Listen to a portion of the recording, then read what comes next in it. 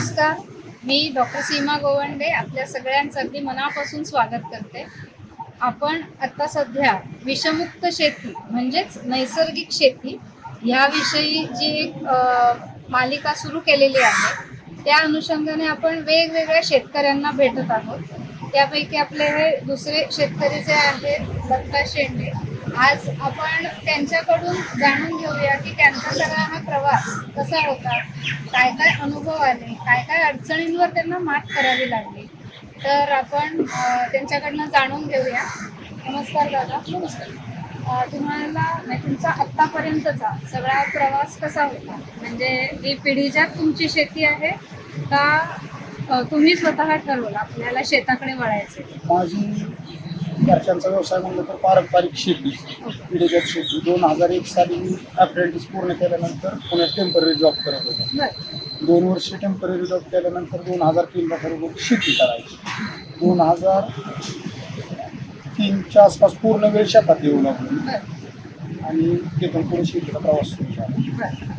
तुम्ही पहिल्यापासून नैसर्गिक शेतीच करताय का आता सध्या जी सगळीकडे रासायनिक शेती केली जाते तशा पद्धतीने शेती केली जाते? 95 ते 97चा काळ जोपर्यंत होता, वडील शेती करत होते शेवटच्या टप्प्यापर्यंत. तर 95-97 सरासरी 2000 पर्यंत आमच्याकडे जी पिकं व्हायची ते म्हणजे पानमाळा, केळी आणि ऊस. आणि याच्यावरती नैसर्गिक म्हणण्यापेक्षा सेंद्रिय निविष्ठांवरती वडिलांचा भर असायचा. म्हणजे अगदी अखाद्य पेंडी, खतं आणि पानमाळा किंवा केळी हे जी पिकं आहेत हे नैसर्गिकदृष्ट्या रिस्पॉन्स चांगला देतात सेंद्रिय खतांना. नंतर 2000 नंतर जरी हरित क्रांती आधी झाली असली तरी एक पिकं वाढवायच्या दृष्टीने मीच पहिलं पाऊल म्हणजे रासायनिक शेतीकडे टाकलं आणि नंतर नैसर्गिक शेतीकडे वळावं. नैसर्गिक शेतीकडे वळावं असं तुम्हाला का वाटलं? 2013 पर्यंत अगदी केमिकल शेती केली त्यावेळेस खर्चाचं गणित आणि हातात नसणारं म्हणजे शेतमालाचे बाजारभाव हा विषय तर होताच, पण त्याच्याबरोबर मला 2013 साली शारीरिक व्याधी उत्पन्न झाल्या आणि त्याच्यामुळं मग मी नैसर्गिक शेतीकडे वळालो. पण जेव्हा तुम्ही रासायनिक शेतीपासून नैसर्गिक शेतीकडे वळाला, तुम्हाला काय फरक जाणवला? नैसर्गिक शेतीकडे वेळेस पहिल्या वर्षी उत्पन्न कमी होतं, ही गोष्ट खरी. लोक म्हणतात नैसर्गिकचा ॲव्हरेज बाबा केमिकल इतकं पडत नाही, पण ज्या काही निविष्ठा वापरतो आपण ते घरगुती वापरतो, त्याच्यामुळं त्याच्यातला खर्चिक बाजू कमी झाली आणि कुठेतरी बॅलन्स होत गेला. पण 2 वर्ष ह्या गोष्टी कंट्रोल करावंच लागतं. आता ओव्हरऑल तुम्ही गेले 10 वर्ष ही नैसर्गिक शेती करता, तुमचा अनुभव कसा आहे या 10 वर्षांमध्ये? नैसर्गिक शेतीत खर्चिक बाजू कमी आहे. ज्यांना नैसर्गिक खाद्यपदार्थ म्हणण्यापेक्षा जे शेतमाल हवा आहे अशी लोक अगदी चांगला रिस्पॉन्स देतात. आणि नैसर्गिक शेतीत जरी लॉसेस झाले तरी निविष्ठांवरील खर्च वाचलेला असतो, त्याच्यामुळे नैसर्गिक शेती शेतकऱ्यांना तोट्यात नेऊ शकत नाही आता जर सेटल झालं. पण नैसर्गिक शेतीविषयी तुम्ही काही प्रशिक्षण घेतलंय कोणाकडून?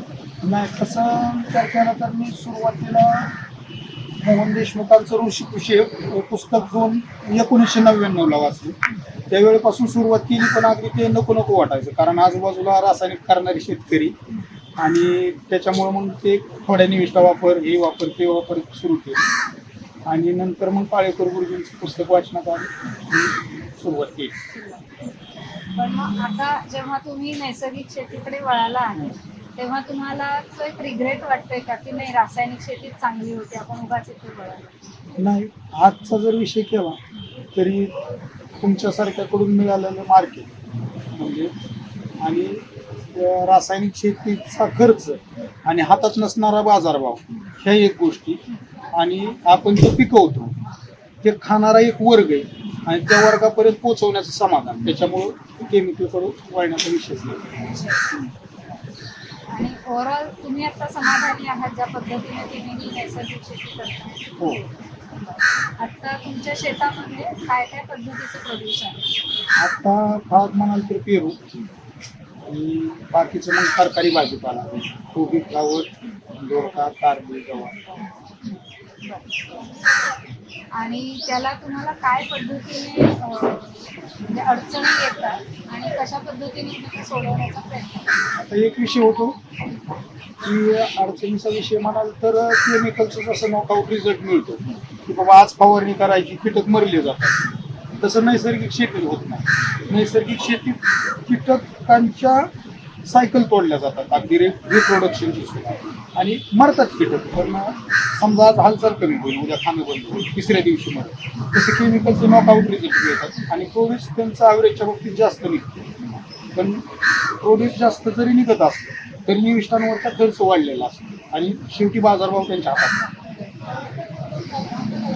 तर आता तुम्हाला म्हणजे प्रोड्यूस केल्यानंतर इथे म्हणजे काय काय अडचणी येतात आणि त्यांना काय काय परिस्थितीतून तोंड द्यावं लागतं? आता प्रोड्यूस तयार केल्यानंतर एकतर ग्राहक वर्ग स्थानिक नाही आहे आमचा, आणि स्थानिक आहे तो अगदी थोड्या प्रमाणात आहे. जे काय प्रोड्यूस निघतं ते आम्ही इथे घेऊन येतो आणि तुमच्यासारखे व्हॉलंटियर ॲडमिन टीम तिथे सहकार्य करते. आणि अगदी कस्टमर हा कस्टमर म्हणून न येता एक कुटुंबातील सदस्य ह्या पद्धतीने आमच्या समोर येतो आणि विक्री. आणि ओव्हरऑल तुम्हाला इथे जसा रिस्पॉन्स मिळतो तसाच पुण्यामध्ये कोणत्या कोणत्या ठिकाणी तुम्ही करता? आत्ता पुण्यामध्ये विचार केला तर कर्वेनगर आहे, देशपांडेपुरम, पौर्णूर, दिवीवाडी, सहकारनगर, कोथरूड, सातशिल, नंतर महात्मा सोसायटीचा हॉल आणि राटणी सुसला चालू आहे. पण आम्ही शेतकरी एकमेकांचा माल तिकडे तिकडे पोचतो आणि पिंपरी निघतो. म्हणजे तुम्ही आता जे काही पिकवताय त्याला तुम्हाला योग्य तेवढा बाजार मिळतोय सध्या? योग्य तेवढा बाजार मिळतोय आणि योग्य ते लोक मिळतात की ज्यांना नैसर्गिक खाण्याची ओढ असते. म्हणजे आता तुमचं इथे जे काही चालू आहे त्याच्यामध्ये नुकसान होतंय किंवा तुम्हाला अजून कोणाच्या मदतीची गरज आहे असं जाणवतंय? आता नैसर्गिक शेतीत विचार केला तर पूर्णतः निसर्गावर अवलंबून असल्यासारखी अगदी थोड्या निविष्ठा आपण बनवून वापरतो. पण जे काय हवामानाच्या झळा बसतात त्याला केमिकलमध्ये पर्याय येतो. बाबा एका सनबर्निंग किंवा आणखी काय थ्रिप्स वगैरे अटॅक आला तर नॉकआउट रिझल्ट काढून देतात. तसं आमचं रिझल्ट निघायला उशीर लागतो आणि त्याच्यामुळे थोडंफार नुकसान होतंच. तर मग तुम्ही कीटकनाशकं न वापरता कोणत्या पद्धतीचा अवलंब करता की जेणेकरून ह्याच्यावरती तुम्हाला काहीतरी तोडगा मिळू शकतो? आता मी जे वापरतो ते फक्त एक सोलर ट्रॅप वापरतो कीटकांसाठी आणि सापळा, कामगंध साखळी ही लोर असते छोटीशी, आणि त्याच्यामुळं रिप्रोडक्शन सायकल पूर्ण थांबते. कीटक येऊन त्या ग्लासमध्ये मोडतो आणि देशपर्णी आग्नेस्त्र ब्रह्मास्त्र एवढ्या गोष्टी करतो. कधी कधी हिंग, एरंडल तेल आणि वेखंडाची फवारणी घेतो. धन्यवाद दादा, तुमच्याकडनं खूप छान आम्हाला माहिती मिळालेली आहे. तर आज आपण बघितलं की नैसर्गिकरित्या शेती करणं हे तसं खूप चॅलेंजिंग आहे, कारण जे काही आहे ते सगळ्या निसर्गावर अवलंबून आहे. तर आपण सगळे लोक म्हणजे मी तुम्हाला सगळ्यांना आवाहन करू इच्छिते की आपण जास्तीत जास्त लोकांनी व्हॉलंटरीली या सगळ्या शेतकऱ्यांना मदत केली पाहिजे की जेणेकरून इतरही शेतकरी जे आता सध्या रासायनिक शेती करतात ते नैसर्गिक शेतीकडे वळतील.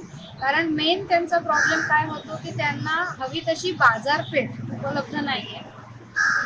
त्यामुळे मी सगळ्यांना आवाहन करू इच्छिते की तुम्ही तुमच्या भागामध्ये अशा पद्धतीने व्हॉलंटरीली पुढे येऊन या सगळ्या नैसर्गिक शेती करणाऱ्या शेतकऱ्यांना बाजारपेठ उपलब्ध करून घ्यावी, जेणेकरून आपल्या सगळ्यांनाच विषमुक्त भाजीपाला खायला मिळेल आणि आपल्या देशामध्ये जे काही सध्या वाढतं आजारपण आहे ते सगळं आटोक्यात येऊन सगळेच जण विषमुक्त पद्धतीने जगू शकतील.